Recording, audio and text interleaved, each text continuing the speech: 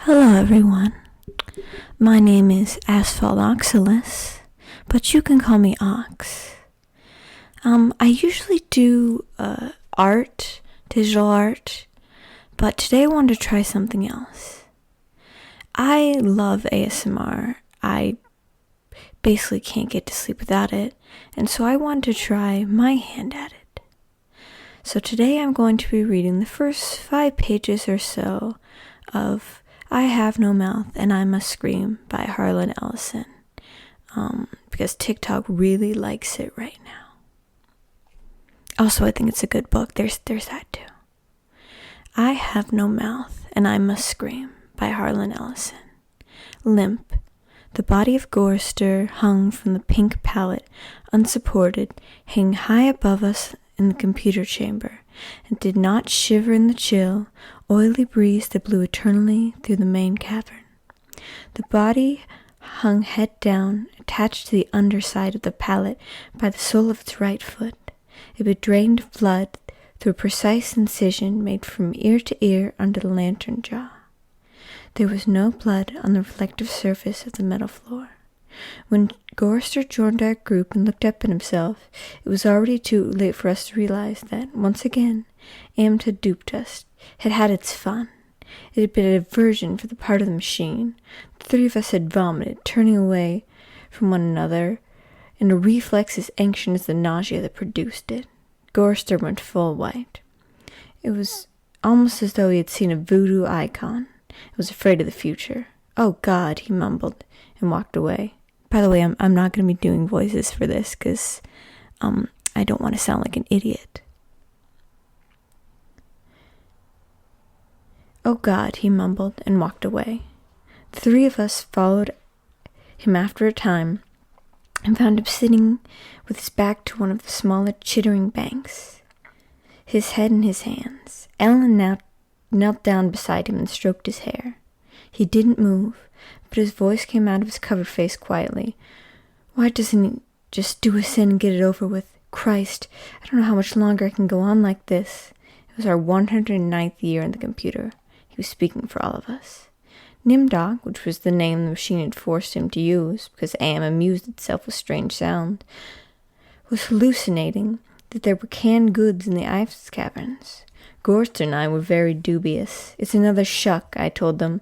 "The goddamn frozen elephant Am told us about. Benny almost went out of his mind over that one. We'll hike all the way and it'll be petrified or some thing. I say forget it. Stay here. I'll have to come up with something pretty soon or we'll die." Benny shrugged. 3 days had been since we last eaten. Worms, thick, ropey. Nimdog was no more certain. He knew that there was a chance, but it was getting thin. It couldn't have been any worse there than here. Colder, but that didn't matter much. Hot, cold, hail, lava, boils or locusts, it never mattered. The machine masturbated and we had to take it or die.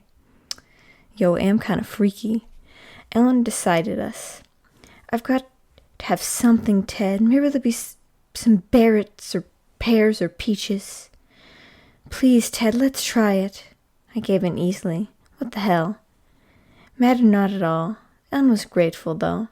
She took me twice out of turn. Even that had ceased to matter. And she never came, so why bother? That sounds like a you problem, Ted. But the machine giggled every time we did it. Loud up there, back there, all around us. He snickered. It snickered. Most of the time I thought of Am as an it without a soul. The rest of the time I thought of it as him, the masculine, the paternal, the patriarchal. Frieza jealous people. Him, it, God is Daddy the deranged.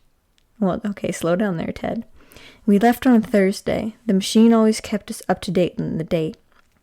And passage time was important, not to us, but sure as hell. Not to us, sure as hell, but to him. It, Am, Thursday, thanks.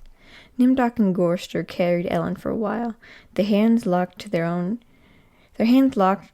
own each other's wrist. A seat. Benny and I watched before and after just to make sure that if anything happened, it would catch one of us, and at least Ellen would be safe. Fat chance. Safe. It didn't matter. It was only 100 miles or so to the ice caverns, and the second day, when we were lying out under blistering sun, the thing he had materialized. He sat down on some manna. Tasted like boiled boar urine. We ate it. On the third day, we passed through a valley of obsolescence, filled with rustling carcasses of ancient computer banks. Him had been as ruthless with his own life as with ours. It was a mark of his personality. It strove for perfection, where it was a matter of killing off unprotective elements in its own world-filling bulk, or perfecting methods for torturing us, and was just as thorough as those who invented him. Now, long gone to dust, could never have hoped. There was a light filtering down from above, and we realized it must have been very near.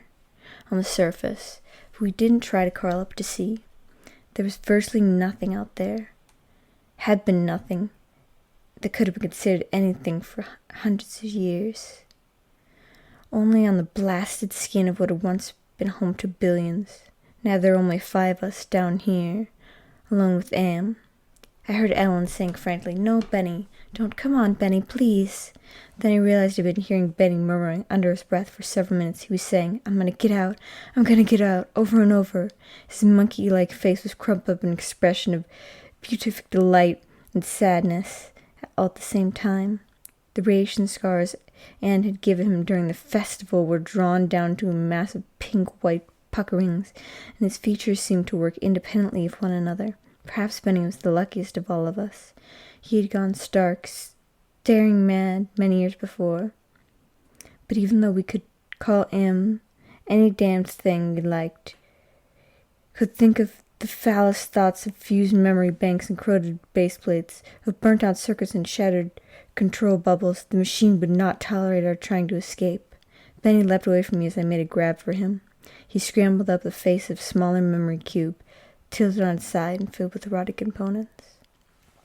I'm going to stop here because my voice is getting very tired. I think I'm getting a cold, and I don't want to spoil the story. I think you should read it for yourself. It's very good. I enjoy it. As if you couldn't tell, a trigger warning for a lot of things. Yeah, that's about it. If you enjoyed this, leave a like, maybe share. I feel so silly asking you to do that because it's such a cliche here, but it really does help. Thank you. Have a good night or day, whenever.